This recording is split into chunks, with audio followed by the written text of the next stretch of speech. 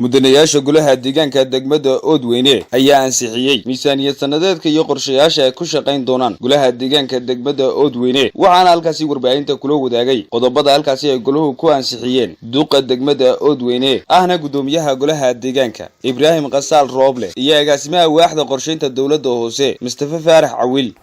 waxaanu halkan ku ansixinaynaa miisaaniyadii qorshe sanadeedkii miisaaniyadaas oo dakhligeedu leeyahay 10 bilyan 382 milyan iyo 500 kun koob iyo 20 mashruuc oo noo qorsheysan mashaariicda 2022ka qorshaha noogu jira ayaan iyana kala ku ansixinay mashaariicdaas oo kala ah caafimaad waxbarasho biyo iyo wax la halmaalo oo meelo kala duwan laga qabanayo degmada gudaheeda magaalada gudaheeda caasimada dad gobolka iyo degmo tuulooyinkiisa miisaaniyadda markii aanu sameeynay wax badan baanu eegnay dunuufaha ka jira dhaqaale degmada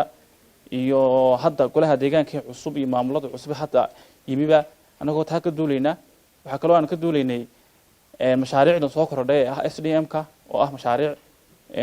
waxbarashada iyo caafimaadka wax laga qabanayo oo degmadu aanay hore u lahayn anagoo meelo badan oo dakhli aan ka filan ka duuleynaa ayaa waxaanu ka kordhinay miisaaniyadii hore boqolkiiba 30 wax gaadhaya ayaan ka kordhinay tii hore 7 bilyan bay ahayd tanna 10 bilyan iyo 328 milyan weeyaan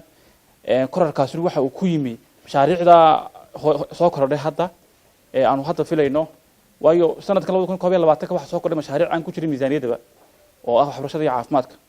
waa Maxamed Axmed Cabdi Maxamed Joker telefishinka caalamiga Zab magaalada Oodweyne.